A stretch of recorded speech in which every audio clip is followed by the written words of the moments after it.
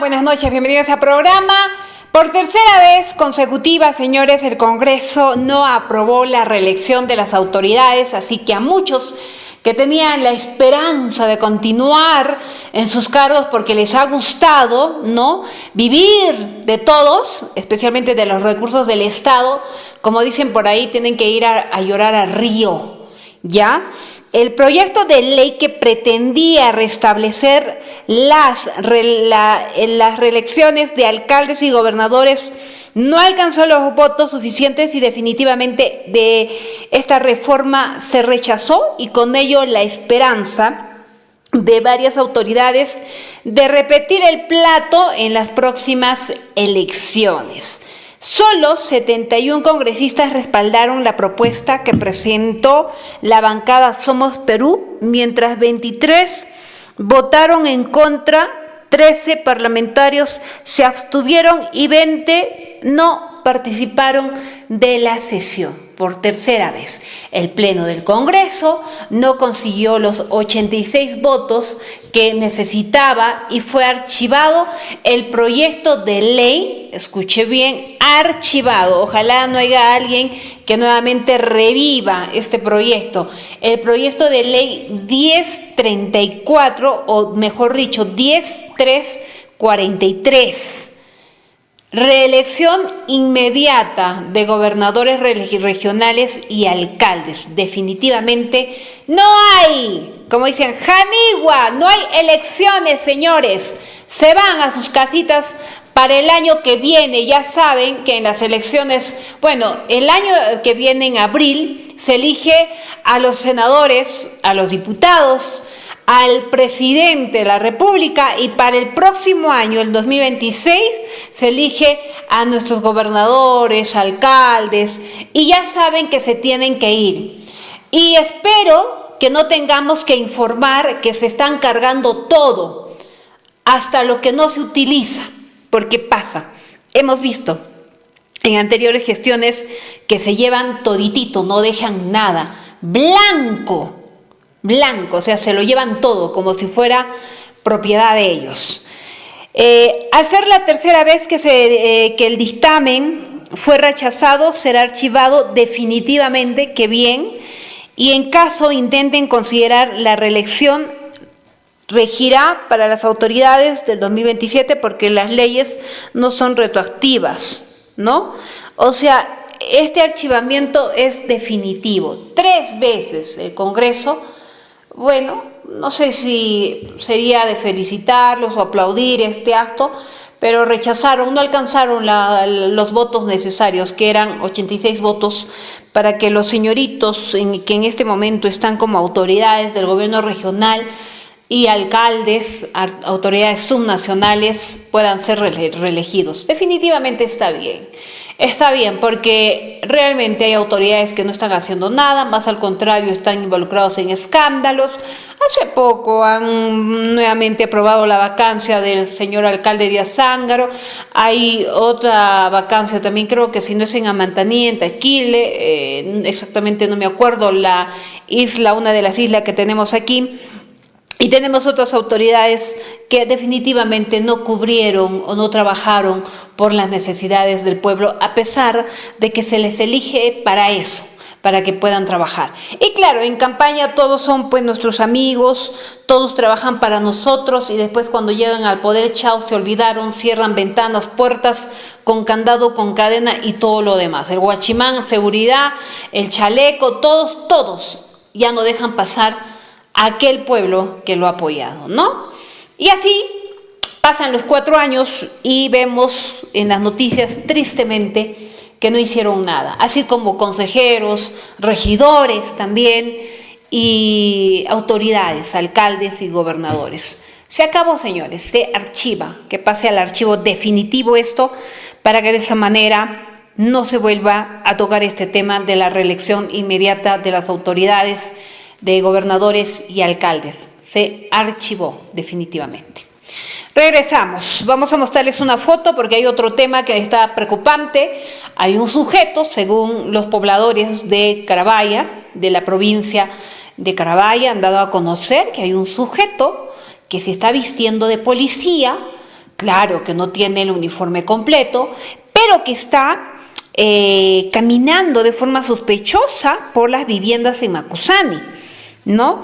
Indicando que busca al propietario que ha recibido una llamada telefónica porque se ha tenido una denuncia de que hay líos, disturbios entre los propietarios, y este sujeto empieza a pedir los datos del propietario, del dueño específicamente de la vivienda. Vean ustedes esta foto donde se observa a este sujeto. ¿Tiene la foto, compañero? Donde se observa a este personaje pintoresco, y ahí se puede ver, ¿no?, cómo es que está vestido de policía y que va por las casas. Exacto, ahí está. Miren ustedes, observen. Bueno, yo no sé si de verdad un policía se viste así. Ahí está. Tiene su... ¿cómo lo llaman? Bueno, nosotros podemos decir que es pues su casaca, ¿no? Y después abajo tiene un buzo, pantalón de buzo, ¿no? Tiene otra zapatilla, su barbijo, su gorro de ciudadano normal. Y ahí está, caminando, según los pobladores han denunciado que este sujeto está caminando, solicitando datos de los propietarios, especialmente de las viviendas.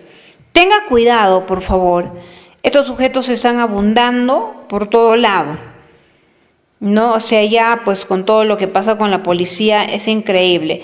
Según las declaraciones de los vecinos, este sujeto pide datos de los propietarios y al que se niega a darle, empieza a pedirle su identidad, su identificación, su documento. La intención de este sujeto era averiguar si habitan o no en dicho domicilio.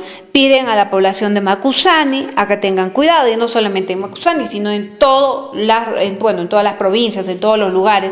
Especialmente no seamos tan indiferentes a lo que pueda pasar el vecino. A veces vemos a estos sujetos que empiezan a engañar especialmente a las personas adultas mayores, ¿no? Y a las personas un poco que no tienen mucho conocimiento en cuestión a este tipo de estafas.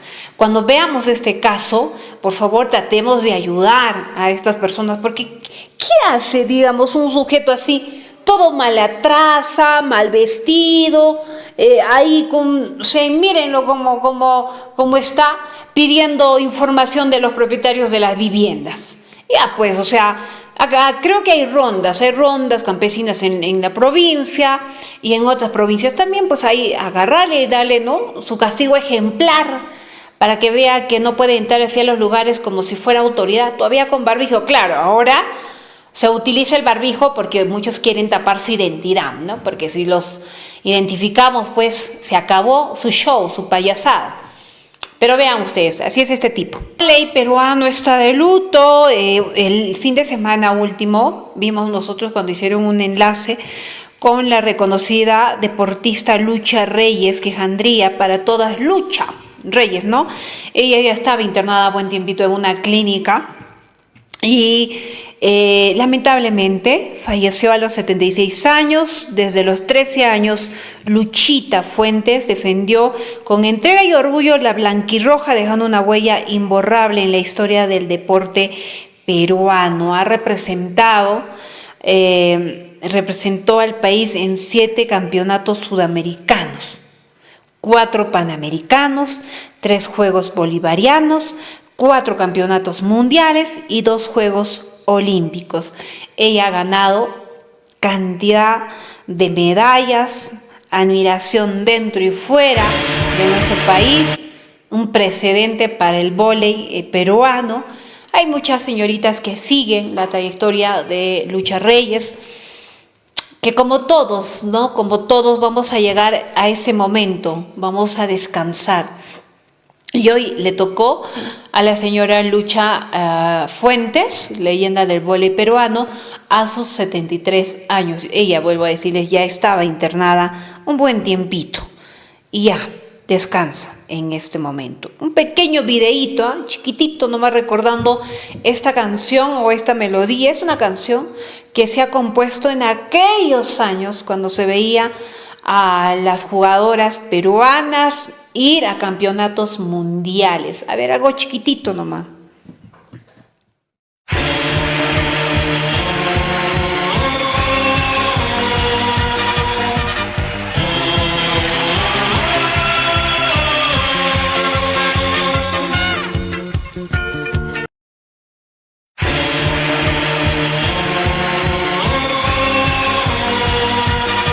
Bueno, todos, como vuelvo a decir, vamos a llegar a ese momento, ¿no? Lo bueno que dejamos es algo diferente, algo que marca nuestra pasada por esta vida, nuestra existencia. Siquiera alguito tenemos que dejar, tenemos que darle sentido a la vida.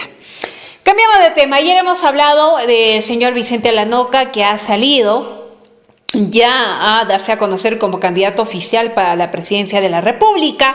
Y el señor, como les dije ayer, está de moda, es puneño, es aymara, es de nuestra tierra. Y ahora se está hablando mucho de él, están entrevistándolo en diferentes medios, se hace más conocido, él es antropólogo, él contó su historia, que ha sido para muchos muy triste. Ha sido una historia de vida muy fuerte porque ha tenido trabajos específicamente siempre desarrollando el lenguaje aymara como traductor, porque domina, aparte del aymara, el castellano, domina inglés, creo que también francés. Entonces ahí ha luchado, antropólogo de profesión. Ahora el analista político César Campos ha sido entrevistado y en el momento que hablaba del señor Vicente Alanoca, que es el candidato de Nuevo Perú, ¿no?, ha dado a conocer que tiene mejor solvencia en comparación al señor Castillo, porque tendría solvencia académica reconocida. Y la historia que presenta el señor Alanoca sería muy diferente, pero sería una historia tan real que la viven todos que vienen de provincia y especialmente de provincias o departamentos alejados, como en este caso Puno. Vamos a escucharlo. He escuchado al candidato que ella ha lanzado, que es un antropólogo, una persona doctorada, con pergaminos académicos, de origen aymara, sí. Señor Vicente Alanoca. Alanoca, en diversas entrevistas, sin duda tiene una solvencia académica mucho mejor que la del señor Pedro Castillo. Vamos a empezar por ello, ¿no? Sí. No le veo ningún rasgo de experiencia pública porque él dice que su única función ha sido ser intérprete, porque domina francés, domina inglés, domina aymara y domina español para el Ministerio de Cultura y dos entidades públicas. Nada más. En tercer lugar, evidentemente, como él le ha señalado, adhiere al Partido Nuevo Perú porque coincide con los principios de reivindicación de su propia etnia, ¿no? Sí. Y los aymaras porque ha contado historias muy dolorosas de cómo ha sido su educación, cómo le prohibían hablar en el colegio, incluso hasta el aymara por imponerle el castellano. En fin, vamos a tener otra vez quizás, pero con una dimensión, repito, de un candidato académicamente más solvente que Pedro Castillo, el mismo debate, esta fractura social, étnica que se quiere imponer en el Perú, ¿no? Cholos, blancos, costeños, serranos, todo eso va a entrar a tallar también como un valor. No me atrevo a anticipar, por último, Mario, de que eso va a determinar o no el éxito, pero hay que mirarlo interesantemente a este antropólogo. De acuerdo. He escuchado al candidato que ella ha lanzado, que es un antropólogo, una persona doctorada, con pergaminos académicos, de origen aymara, sí. Señor Vicente Alanoca. Alanoca, en diversas entrevistas, sin duda tiene una solvencia académica mucho mejor que la del señor Pedro Castillo. Vamos a empezar por ello, ¿no? Sí. No le veo ningún rasgo de experiencia pública porque él dice que su única función ha sido ser intérprete, porque domina francés, domina inglés, domina aymara y domina español para el Ministerio de Cultura y dos entidades públicas. Nada más.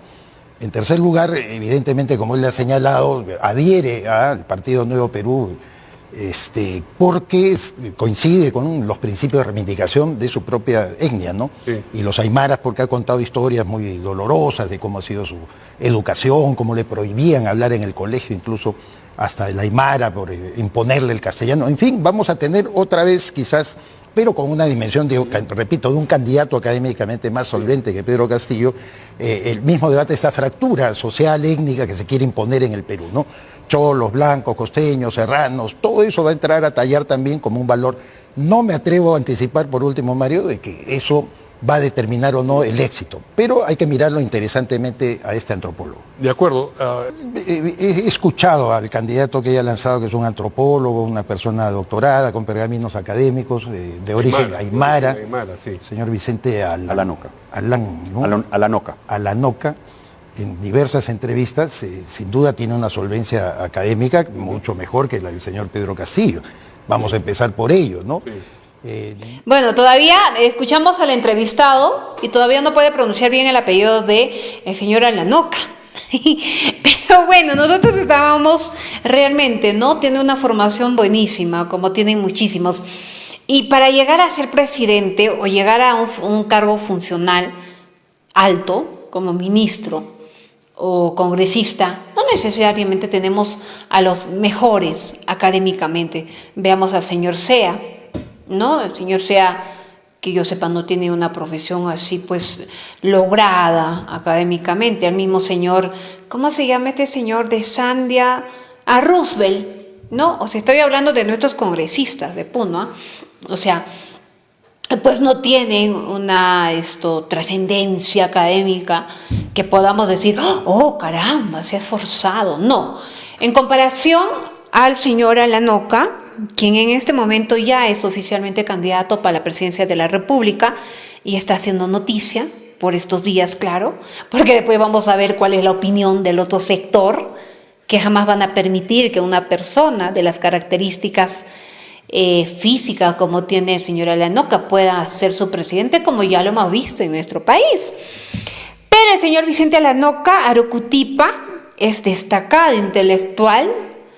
Él es antropólogo y líder aymara del altiplano, nació en una de las comunidades en Ilave, ha dedicado su vida a la investigación, a la docencia, al activismo en defensa de los derechos de los pueblos indígenas, especialmente del pueblo aymara. Él tiene, ¿no? Obtuvo una maestría en lingüística andina y educación en la UNA. Y tiene un doctorado en la Universidad Pablo de Olavide en Sevilla, España, algo que muchos no tienen. Ahora, hay también otros acomplejados que salen del país, hacen su maestría y se les pega el dejo en 1 o 2 años que están acomplejaditos también, ¿no? Y bueno, al señor Alanoca lo vemos o lo escuchamos hablar y no tiene pues ese complejo de idioma. Pero bueno, como les digo, estamos en la parte inicial. Vamos a ver qué es lo que va a pasar más adelante. Cómo van a tomar otros sectores que en este momento ya se proclame a un candidato de origen indígena. Estamos en un país, dicen, de todas las razas. Se dice nomás, pero no se acepta en muchos casos.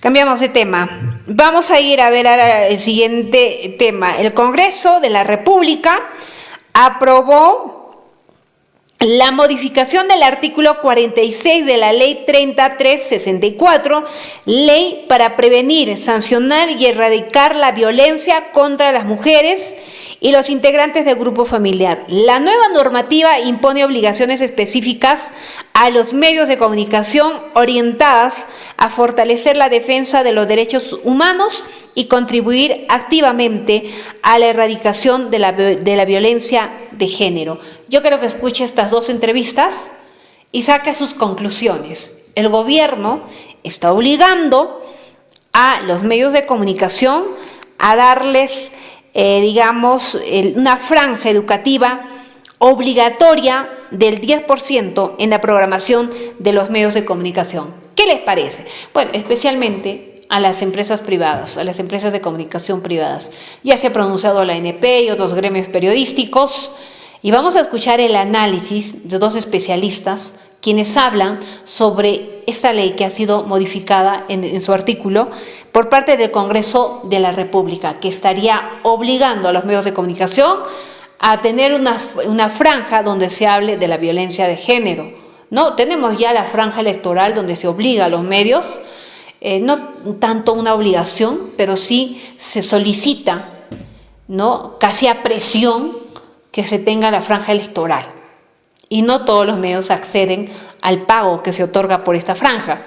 Y ahora con esta modificatoria, los medios de comunicación tendrían de forma obligatoria que tener un 10%, ¿no?, otorgar un espacio al gobierno para la difusión de su trabajo. Que está bien, porque se tiene que luchar contra la violencia de género, pero creo que también tiene que haber una inversión. Vamos a escuchar. Al propio Poder Ejecutivo, a los candidatos a ministros, a todos los señores políticos que nos representan, y es justamente es una afectación económica también. O sea, ese 10% ¿a título de qué? Si el gobierno quiere hacer una campaña muy loable, pues el tema de la violencia contra la mujer, por supuesto, así como otros temas, no, que pague el 10%. Tiene Radio Nacional, tiene IRTP, el Canal 7, tiene el Peruano. Sí, es una afectación económica. Por ejemplo, la franja electoral. La franja electoral es pagada. Sí. Cuando le dicen a un medio que tiene que tener obligatoriamente algo, bueno, que se pague. Sí. ¿No? Eso también creo que habría que añadirlo al debate. Ahora, ya es ley. Vamos a ver cómo se termina aplicando. Pero tienen ustedes medios privados, radios, televisoras, diarios, un 10% del contenido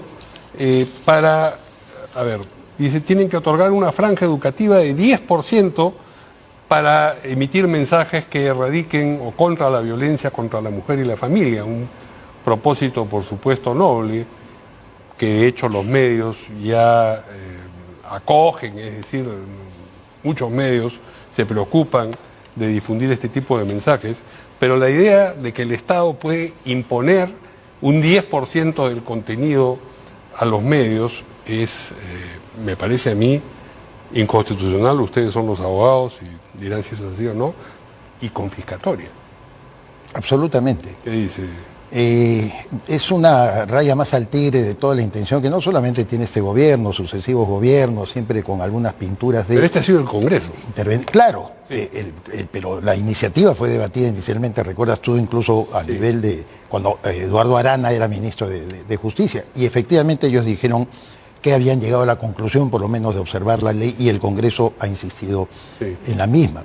Es una forma siempre de querer intervenir en los medios, de determinar, como tú bien señalas, por aparentes intenciones altruistas, en contenidos que no vienen al caso, porque en realidad, tal como tú has señalado, constantemente se ventilan temas que incluso donde participan los propios congresistas hay problemas del Congreso, de abusos, del Ejecutivo, que tienen que ver con de feminicidio, de violaciones. Bueno, hay un intento de violación o una violación consumada que tiene una acusación un congresista, de tal manera que esta clase de medidas que no solamente violentan acuerdos internacionales del Perú, nosotros hemos suscrito el acuerdo de Chapultepec, que por ejemplo desde hace mucho tiempo, es cierto que ni Pedro Castillo ni la señora, entiendo... Bueno, este tema todavía se va a discutir, tiene todavía para más, se va a seguir tocando, se va a seguir pronunciando, los abogados, los que conocen de leyes, van a seguir opinando, pero bueno, algo que tiene que hacer el gobierno es invertir, el Estado tiene que invertir,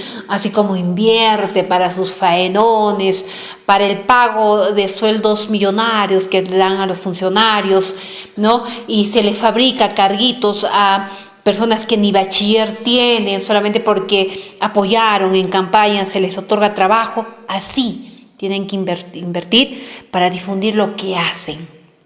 No estaría bien que hagan su faenón y digan después, estamos trabajando.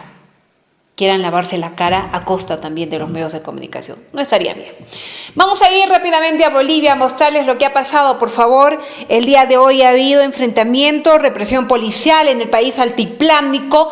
Para mañana también se está convocando a otras marchas en el país. país vecino de Bolivia, donde la población está totalmente indignada con lo que está pasando. Vamos pasando las imágenes, compañero, por favor, de lo que ha pasado hoy día. Para mañana, por ejemplo, se convoca la gran movilización nacional en defensa de la democracia y la economía. El dinero no alcanza, la democracia está en peligro, no hay combustibles, no hay alimentos. Jueves 29 de mayo, 10 de la mañana, Avenida Montes, puerta de la Cervecera Nacional. Estamos luchando por la economía del pueblo y la democracia.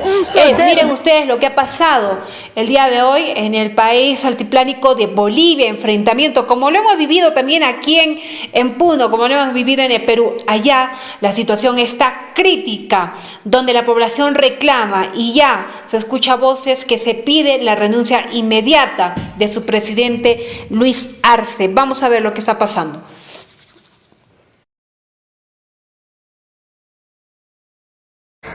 Que estaba realizando mitin de protesta.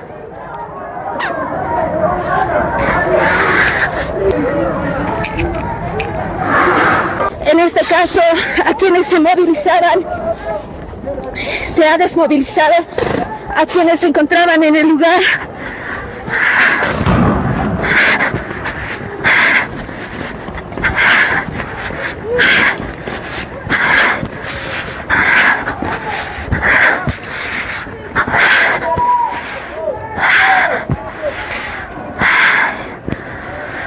Apreciar, se les está continuando persiguiendo.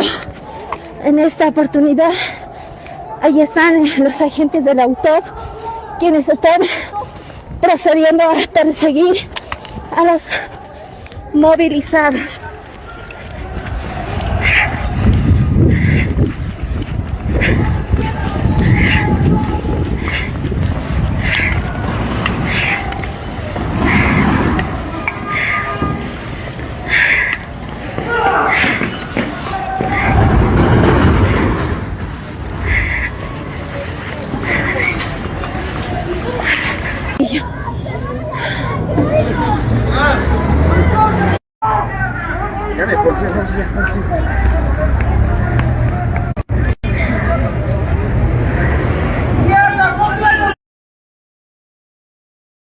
No. Así se está viviendo. Bueno, todavía tenemos fotos de cómo ha sido esta represión. Observen ustedes cómo corre la policía boliviana para reprimir a los que estaban haciendo su movilización de forma pacífica. En horas de la tarde, en horas de la noche ya se hizo una conferencia de prensa donde se dio a conocer de que no se podía permitir esta violencia, a una marcha convocada por el pueblo, en favor del pueblo y en defensa del pueblo, y que estaba sucediendo esto que usted está viendo en imágenes, la represión policial. Y hemos visto cómo esa pobladora, porque no es periodista, está tratando de coberturar, de registrar las imágenes de lo que estaba pasando. Ahora, también hemos observado que los medios de comunicación grandes allá en el país altiplánico no están informando como pasa en nuestro país. No hay información que hable de lo que realmente está pasando. Más al contrario, la información verídica de los hechos reales que están sucediendo se está haciendo mediante las redes sociales y los medios alternativos. Como pasa en nuestro país, también está pasando allá. Así que no crean que solamente esta situación que se vive ahora en Bolivia no pueda suceder o volver a suceder en nuestro país. Está pasando así. No hay productos, todo está caro, los alimentos van escaseando poco a poco, la población llora porque no tiene que comer, ya no alcanza el dinero, no hay combustible, es un caos tremendo. Están ingresando a una jornada electoral, están solicitando ahora que renuncie su presidente porque no da solución. No, al contrario, dan a conocer de que sus altos funcionarios del gobierno se burlan de la realidad penosa que vive la población, la mayoría, la masiva población.